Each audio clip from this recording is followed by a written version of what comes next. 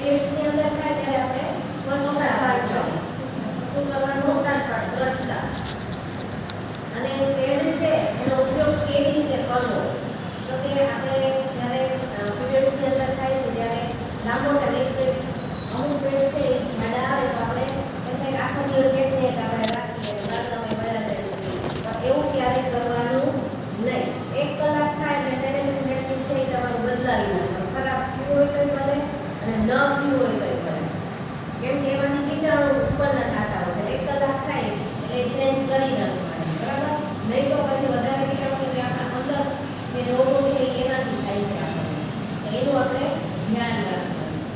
તમે બધા શું કરતા કે એ જ્યાં સુધી બગડે નહીં ત્યાં સુધી આપણે એને ચેન્જ નથી કરતા, બરાબર ને? એવું કરીએ છીએ ને? જોઈ લાગુ તમે જતી હતી ત્યારે. પણ 1 કલાક થાય ને એટલે એને ચેન્જ કરી નાખવાનું. જે તમારા સુધી પેટ પહોંચવાની જવાબદારી મારી દર મહિને.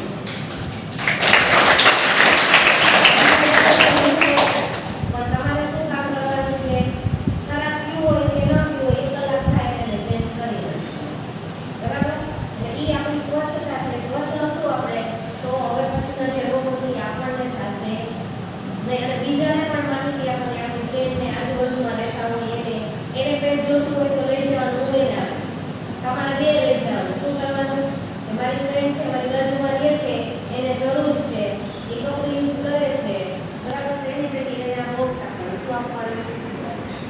બરાબર? કોઈને કાંઈ પ્રશ્ન છે કે કોઈને વાપરતા ન આવડતું હોય અને આપણી પહેલી બેનપણી કોણ ખબર છે? આપણી મમ્મી અને આપણા મેડમ છે ને એ.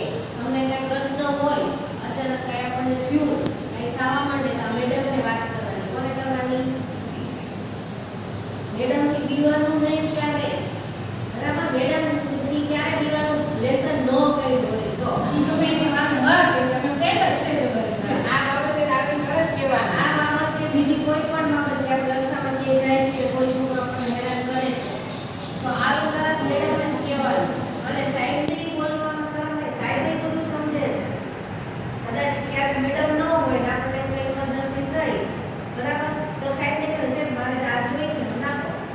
હવે એવો જમાનો નથી રહ્યો કે આપણે જેસને કંઈ ખબર જ હોય, બધી ખબર હોય છે. સાહેબને બધી ખબર હોય કેમ કે એ મેરેજ હોય છે, બરાબર? એટલે હવે શરમાશો નહીં ને કોઈને કહેવામાં. ક્યારેક ઇમરજન્સી થાય આપણી તબિયત બગડે એમાં આપણી તબિયત બગડે. ક્યારેક બહુ પેટમાં દુખતું હોય, કોઈને ચક્કર આવવા માંડે, બધાની સાયકલ અલગ અલગ હોય, બરાબર? બધા કપડું યુઝ કરો. કોણ કપડું યુઝ કરે છે? હજી કોઈ કરે છે? શરમ નહીં રાખવાની. કપડું યુઝ કરો છો હજી? તે સેનેટરી નેપકિન ચાલુ કરી દીધા? બધાએ કરી દીધા ચાલુ? બધા યુઝ કરો તો સારું કહેવાય. પણ શું ધ્યાન રાખવાનું છે આપણે? 1 કલાક થાય એટલે આપણું પેટ બદલાવી નાખવાનું. આપણું પેટ ખરાબ થાય કે ન થાય, બરાબર? અને મારી પહોંચાડવાની જવાબદારી સેનેટરી નેપકિન તમને, બરાબર?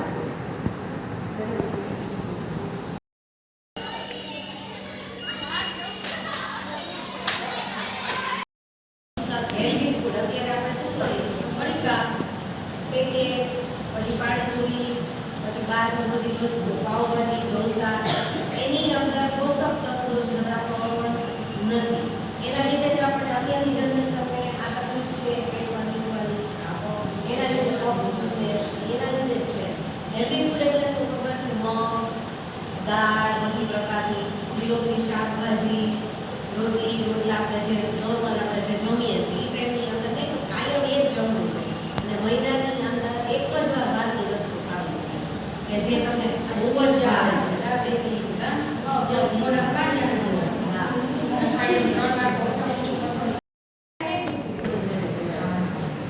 સ્કૂલમાં તો છે ઘરે ન હોય તો ડસ્ટબિનમાં પેક કરી નાખવાનું અથવા તો સળગાવી નાખવાનું, બરાબર? બીજા કઈ કોઈ પ્રશ્ન?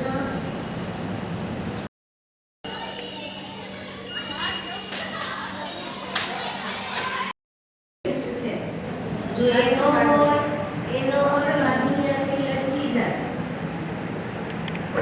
એ કઈ શરમજનક વસ્તુ નથી, બરાબર? એ વસ્તુ ન હોય તો ઘણી બધી તકલીફો પડે છે.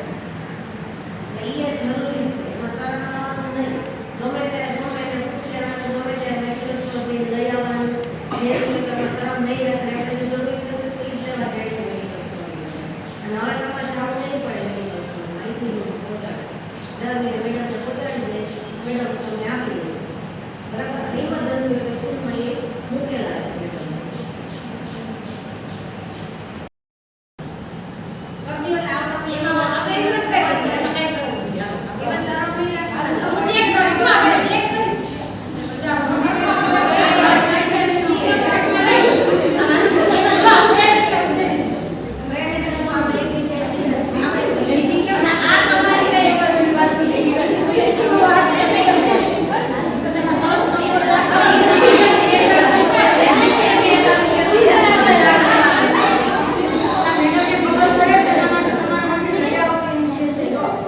હું લઈ આવીશ. આપણે વરસની જોઈ કેટલી વધીને વેચજો. અને આપણે ના જતા હોય છે. નહીં, નહીં, તે પહેરી છે ને. પહેરવાની જ હોય. એટલે